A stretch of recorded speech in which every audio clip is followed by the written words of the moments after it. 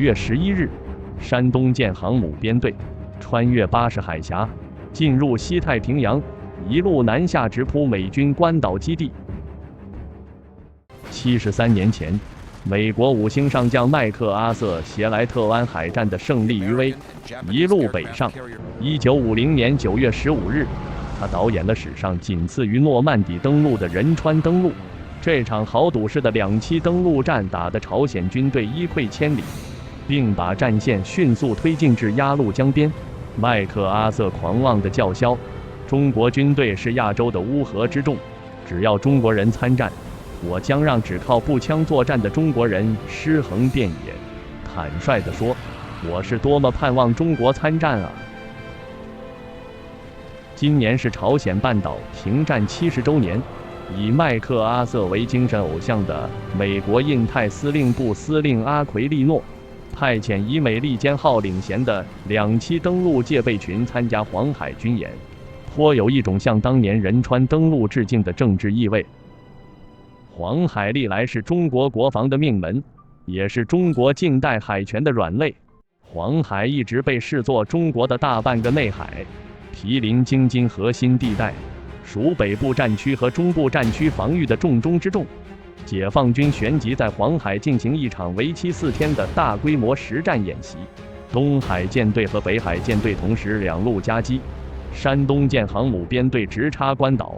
在空中更是出动了超过220架次军机，包括歼16、歼16D、歼10、苏30、空警500A、BZK-005 无人侦察机、运9通信干扰机、运油20A， 这哪里是演习，这分明是做好摊牌实战的准备了。实际上，一场看不见硝烟的电磁对抗实战正在惊心动魄地上演。在防区外，运9通信干扰机可以通过实施远距离干扰，降低敌指挥控制效能，破坏敌战场态势感知，为作战行动提供有力电磁支援。干扰信号在时域、频域、功率域和空域等多维空间上都能覆盖通信信号，以实现多维空间上的压制。在防区内，歼16D 电子战机，还有挂在电子干扰吊舱的多架战机，在中韩防空识别区的重叠区，对美韩的通信和雷达实施饱和分布式干扰和卷积干扰的混合干扰策略。美军的无源相控阵雷达和无线电联系信号几乎全部中断，而只能撤退。撤退途中，加拿大温哥华号军舰还声称遭到了中国军舰的激光照射。整个军演不到5个小时就草草结束。按照美国空军第350频谱战联队指挥官威廉杨的说法，如果我们在电磁频谱的战斗中失败，我们将输掉其他所有领域的战斗。回望1994年10月，还是在黄海，中美黄海对峙爆发。美国小鹰号航母战斗群在黄海发现200海里外我军返航的091型核潜艇，在美军电磁声呐干扰下，403号潜艇孤立无援，被围堵了72个小时之久，更被美军开启主动声呐模拟攻击7次之多。最后还是解放军出动2架苏27和2架歼8战机，以不惜一战的架势才将美航母逼退。美军还起飞 1A-6B 徘徊者电子战飞机，深入中国领空50公里，对解放军沿海基地进行电磁压制，持续3天，在空军雷达屏幕上留下几百架次飞机的虚假信号。2年后的1996年台海危机期间，双方甚至进入准战争状态。美国出动2个航母战斗群前往台海，再次派出徘徊者。我海防部队一西3经，徘徊者除了虚构大量空中目标外，还使用强烈阻塞式电子信号干扰我军正常通讯网络。解放军反舰主力轰6遭遇强干扰，无法锁定目标，反舰导弹甚至无法发射。彼时，解放军虽然知情，却无力反击。这才是最大的憋屈和耻辱。从无线电和雷达在军事领域应用以来，看不见的电磁战争一直就笼罩在战场上空。我国2001年版国家军用标准是这样定义电子对抗的，它是指使用电磁能、定向能、水生能等技术手段，扰乱、削弱、破坏、摧毁敌方电子信息系统、电子设备等，保护己方电子信息系统、电子设备的正常使用而采取的各种战术、技术措施和行动。远在日俄战争期间，1904年4月15日，日军舰队进攻停靠在旅顺的俄罗斯舰队。俄军舰队一名电报员故意发射电磁波，干扰日军用于校正炮弹的弹着点的无线电通信，使得当天日军的炮击未对俄军舰造成毫发之损。为了纪念俄军电报员这一奇迹般的举动，俄罗斯把4月15日定为电子战专家日。二战不列颠战役期间，英军首次大规模使用雷达。1935年初，罗伯特·瓦特发明第一台实用雷达。多座高塔是这部雷达的最显著特征，高塔之间挂列着平行放置的发射天线，而接收天线则放置在另外的高塔上，因此得名本土链，能够探测160千米外的飞机，形成贯通英国南北的无线电防线。另外，英国也采取了电子战措施，干扰了德国轰炸机的导航和轰炸辅助设备，大幅度降低了德国轰炸的效果。美军参战后，哈佛大学无线电研究室就在 B-24轰炸机上加装地毯杂波干扰机，以干扰德国的防空雷达。杂波干扰机就是用更大功率的相似频段电磁波，在对方雷达屏幕上产生大量雪花状点击信号，把真正的目标淹没。诺曼底登陆前，为了迷惑德军，伪造在加莱登陆的情报，盟军在加莱布置了大批假船舶，还在空中撒下大量金属箔。这些金属箔反射了德军的雷达波，在雷达屏幕上制造了庞大机群的假象。甚至当盟军先锋已经登陆诺曼底，希特勒还以为诺曼底只是佯攻。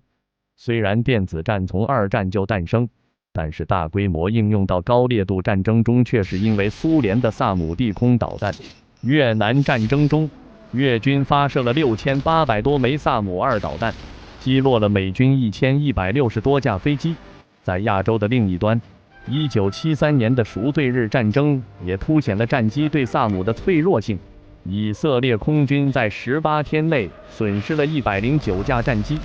所以美国和苏联在越南热带雨林上空展开了激烈的电磁交锋。首先投入的是美军紧急研发的 QRC-160A 电子干扰吊舱，但刚开始，飞行员认为这东西会影响战机的机动性和载弹量，拒绝使用。1966年的7至8月份，美军战机损失达到了巅峰，2个月内就损失了27架 F-105战斗轰炸机。终于355联队开始挂载电子干扰吊舱，并采用规定的编队飞行。事实证明，这些电子吊舱效果显著。在轰炸越南沿西的储油区这样高危险的作战任务时，萨姆导弹只攻击普通战机，而对装载电子干扰吊舱的战机视而不见。于是美军加大电子战飞机的研制和使用力度。在此期间，EB-66E、F-105FG、F-4G 等多个型号的专用改装电子战飞机，以及 AGM-45百舌鸟反辐射导弹等装备相继投入使用。这些战斗机还有一个共同的专用代号也右属。在不断的实战和摸索中，美军成功遏制住了萨姆2防空导弹。1965年，越军平均每10发萨姆导弹就能击落一架美军战机。到了1966年底，需要发射70枚才行，相差了7倍。后来越军甚至都不敢轻易打开萨姆的雷达。经过这场战争的洗礼，美军越来越重视护航式电子战飞机的开发。此后，美国空军推出了 EF-111A 乌鸦电子战飞机，海军则推出 EA-6AB 徘徊者电子战飞机。硬摧毁性电子武器突破此前以往电子战的概念，结束了仅限于电子侦察与反侦察、干扰与反干扰的传统软杀伤，使电子战的概念发生了质变。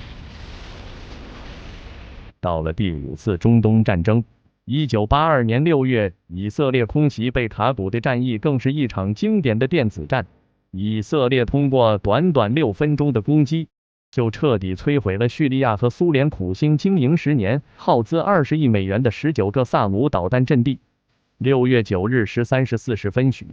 以色列的无人把机充当了敢死队，引诱萨姆6制导雷达开机和发射导弹。这些成群结队的无人机带着雷达波反射器，一种可以充分反射雷达波的简单装置，使小型的目标在雷达屏幕上显得很大。萨姆雷达开机后，另一部分盘旋在附近的侦察兵无人机就立刻收集到制导雷达的数据，并将数据发送给远处的 E2C 预警机，预警机再通过数据链传递给战斗机，这些数据又被输入机载反辐射导弹的导引头。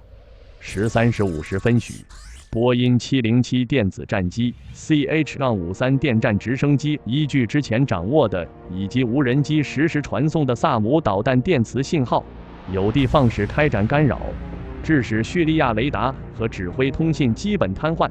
14时0分左右，第一波次攻击开始，在 E2C 预警机的引导下，24架 F4 装备百舌鸟和标准反辐射导弹开始攻击萨姆雷达，直接致使地空导弹成为瞎子。同时，埋伏于谷地的狼式地反雷达导弹也对萨姆导弹的雷达实施攻击。2分钟后， F-16A4 和幼狮等40架战机对叙军各个导弹阵地展开自由攻击，并击落29架战机。整个硬杀伤攻击仅持续6分钟。这场战役充分显示了电子战在空战中的巨大作用，无人机也担当了不可替代的角色，具有划时代的意义。海湾战争更标志着现代战争正是由机械化全面迈入了信息化。以美国为首的多国部队的电磁优势成为战争中的绝对制高点。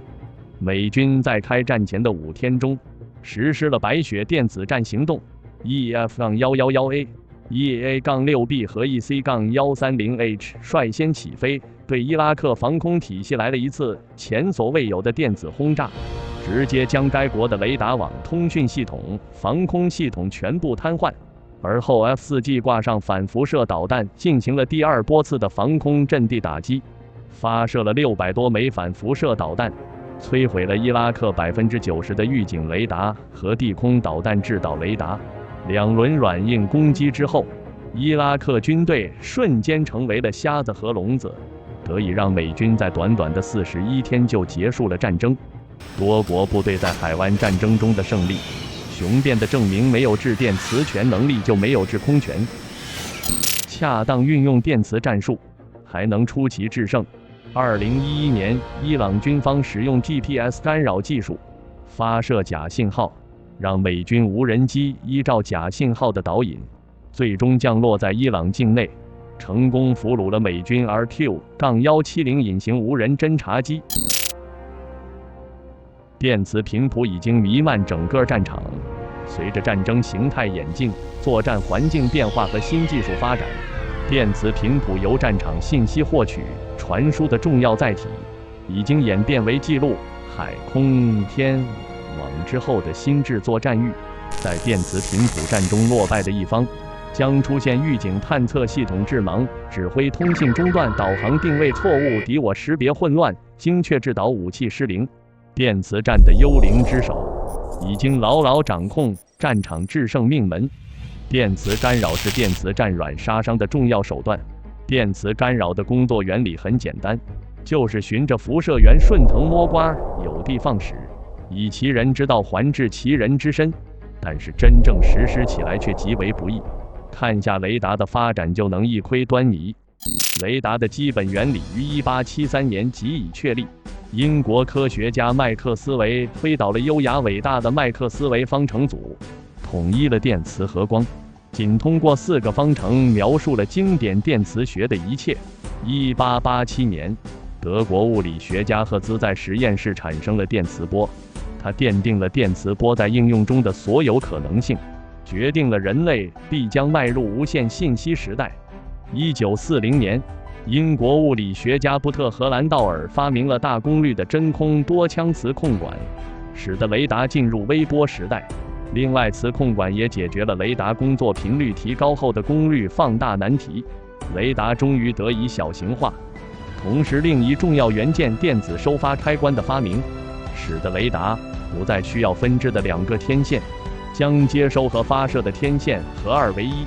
雷达更加紧凑。而以前为防止发射机的巨大能量进入接收机而烧坏电路，只能把收发天线分开。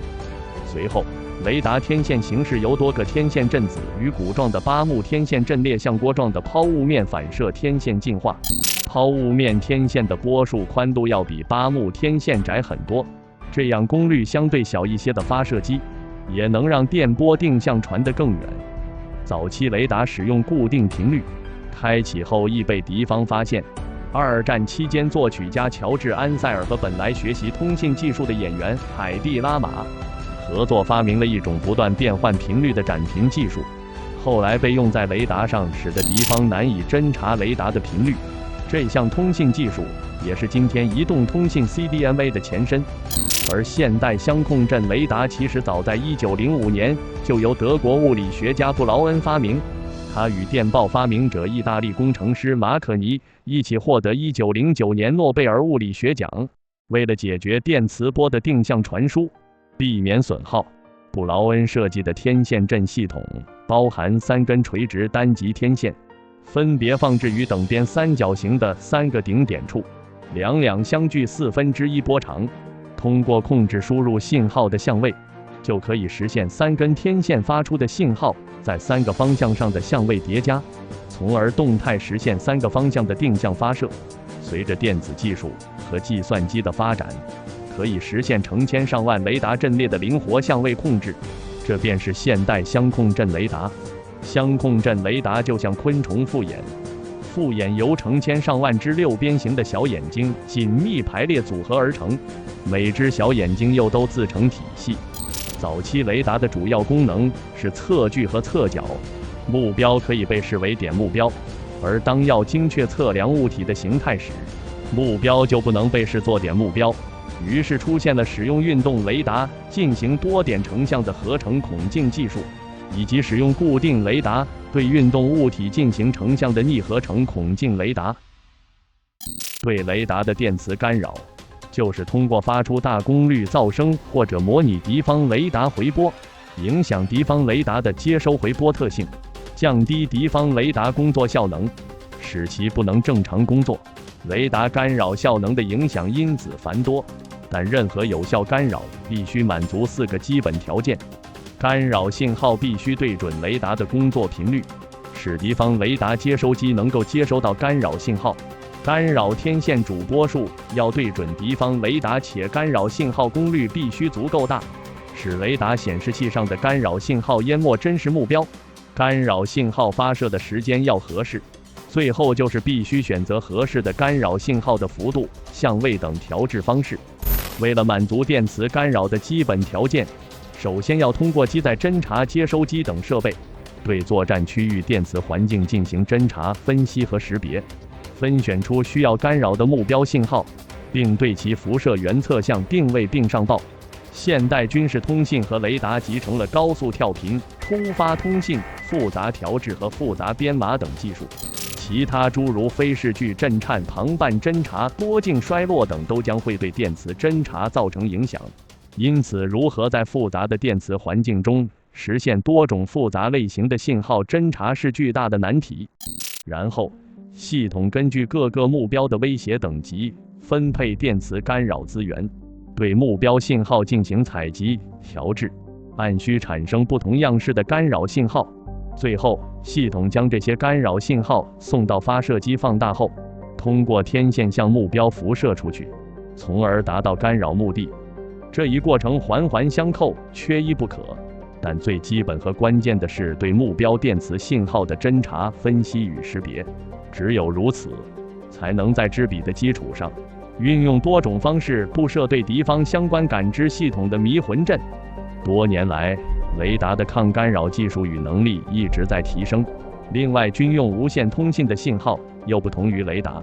而对跳频信号和直序扩频信号的识别难度更大。这些都迫使电磁干扰机在这场猫鼠游戏中也不断提升能力。毋庸置疑，美军作为世界上电子战能力最先进的国家，一直引领着全世界电子战的发展。从美国先后研制和列装的一些电子干扰战机上，可以清晰地看到这种电磁干扰能力的水涨船高。美军第一代电子干扰战机 EB-66毁灭者，主要是对已知型号的地空导弹雷达进行噪声干扰和压制。第二代 EF-111乌鸦，其技术体制为窄带瞄频噪声和转发式欺骗干扰，它对目标的干扰更精准，释放能量更集中，干扰所用频率可以随机应变，能同时对同一频段的多部雷达进行干扰，但其电磁态势感知能力和对未知目标的干扰能力相对较弱。第三代 EA-18G 咆哮者采用宽频谱、多信道的数字化接收机等设备，可实现对多路信号的精确定位和监视，分析未知雷达的类型和威胁程度。技术体制为灵巧噪声压制和假目标干扰，目标跳频抗干扰后，它仍可分析跳频图谱并自动追踪。可见，各种体制雷达并用的现实，使电子干扰发挥作用的难度明显提升。而且，电子干扰在战时的知彼和迅速加以应对，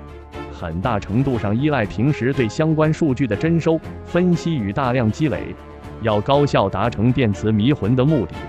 还牵扯到电子干扰飞机的战术运用问题。电子干扰飞机通常会被赋予远距支援干扰和随队支援干扰两类任务。远距支援干扰一般为多架大型电子干扰机组成编队，在防区外的安全阵位上实施多方位、大纵深、宽正面、大功率电子干扰。比如我国的运9G 电子干扰飞机，美国空军的 EC-130H 罗盘呼叫电子干扰机。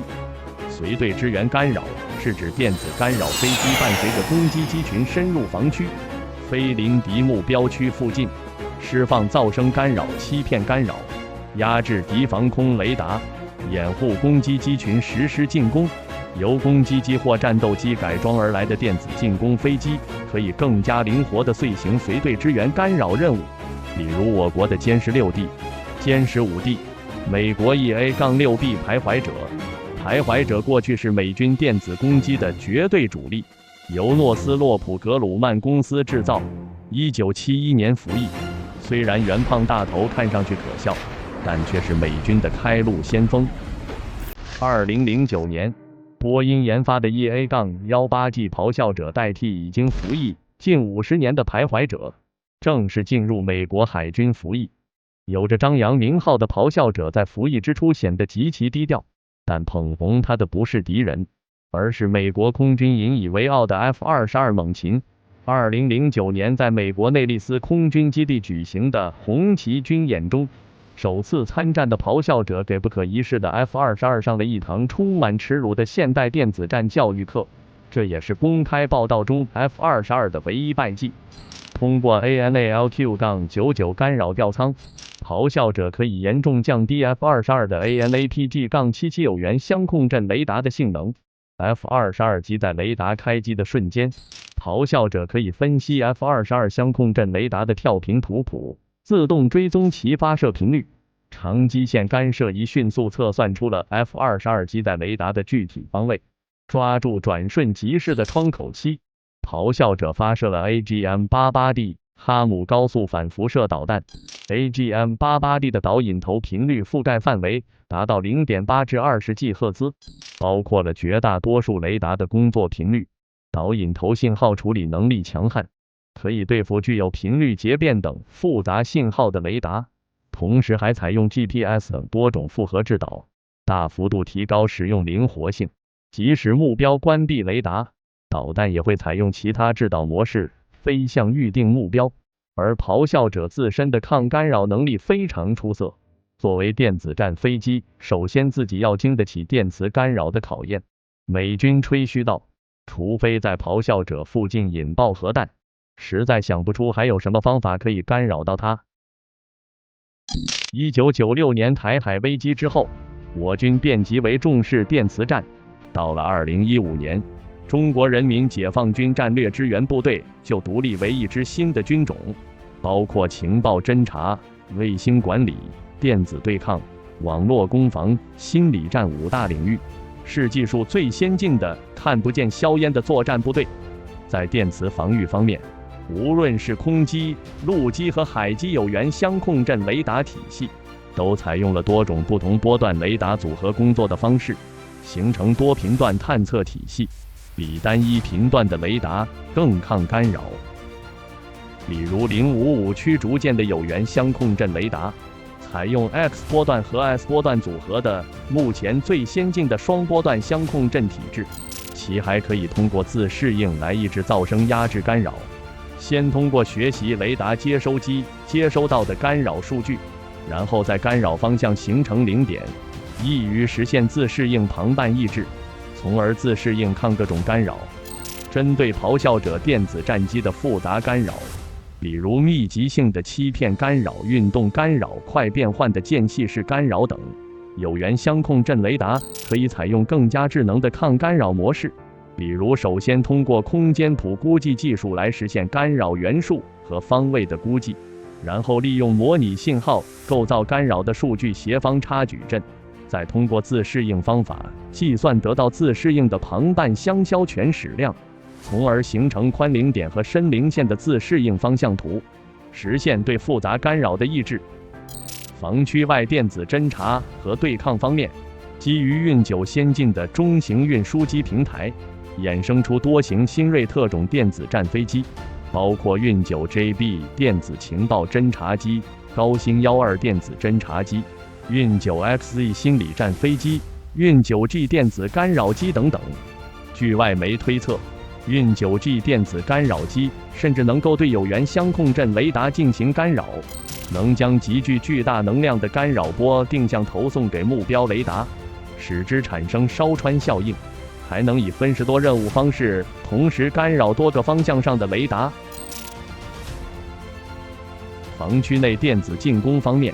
中国通过生产歼十 1BS 掌握了苏27UB 串列双座技术后，研制成歼十6重型双座多用途战斗机，又在歼十6基础上改装成歼十6D 电子战型，而后又发展了歼十5D 舰载电子战机。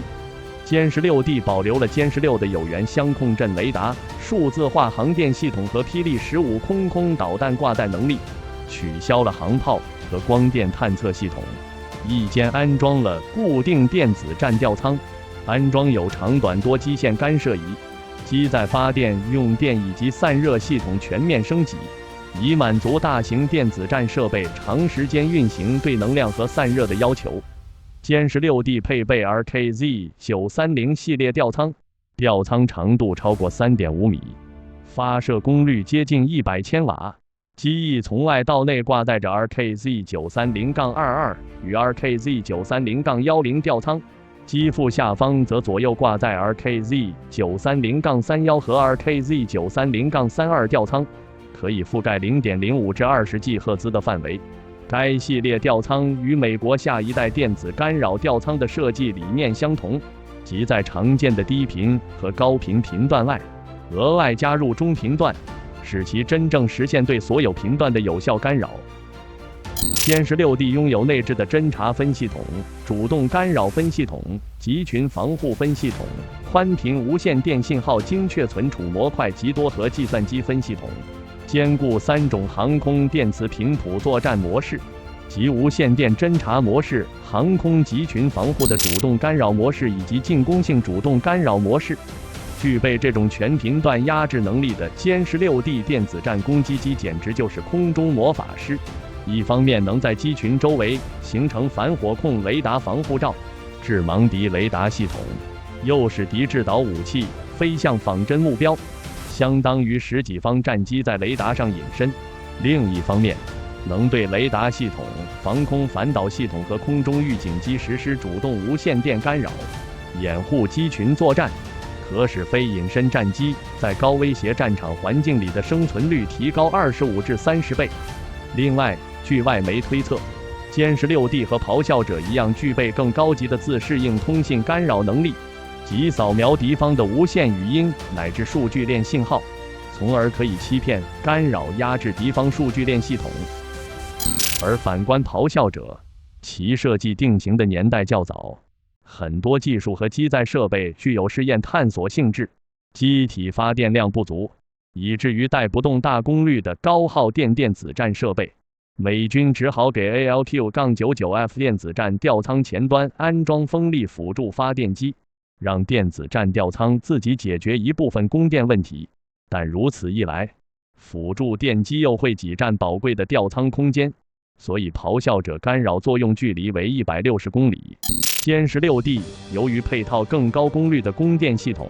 干扰距离可以达到200公里。另外，得益于侧卫系列战机的较大内油量，歼 16D 航程以及作战半径显著优于咆哮者。歼 16D 以体量和后发技术优势强行压制，甚至可能反向干扰咆哮者，使其战场失能。歼 16D 还可以挂载4枚鹰击91反辐射导弹或更先进 CM-102 反辐射导弹。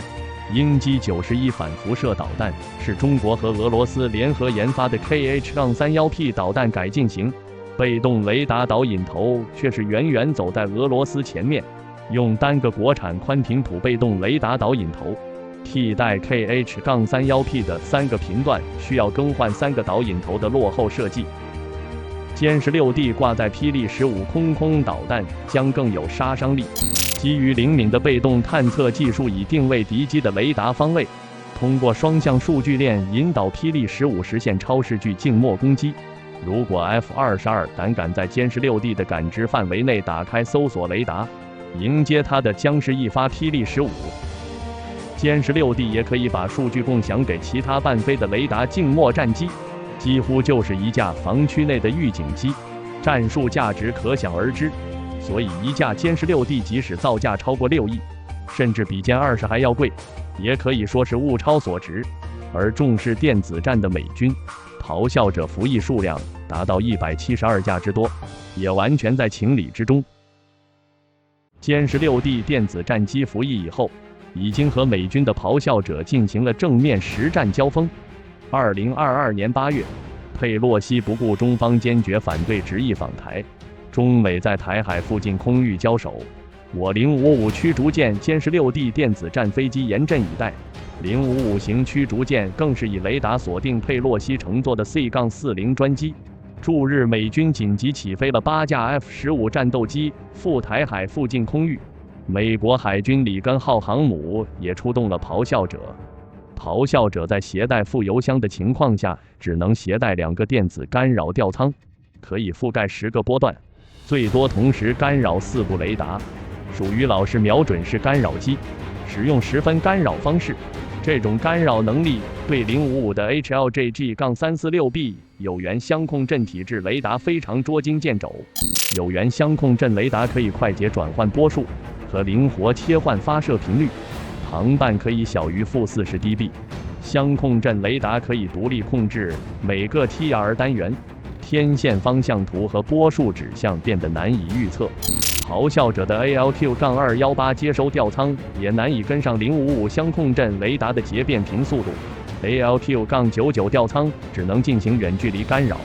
距离太近又会被055的大功率雷达烧穿。而且055驱逐舰可以利用多部雷达从不同角度扫描同一目标，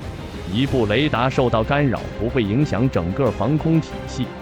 而美军几乎所有驱逐舰和巡洋舰装备的都是落后中国一代的无源相控阵雷达，歼 16D 对付起来要得心应手得多。咆哮者无法干扰055驱逐舰，歼 16D 更是上来给其迎面一击，2架电子攻击机的交锋就在分毫瞬间，咆哮者讨不到便宜，随后只能加速脱离返航。电磁频谱战是连接陆、海、空、天各域协同作战的纽带，同时也是最为典型的非战时对抗方式。过去近30年间，中美曾多次海空电磁对峙，从一开始的无力还手，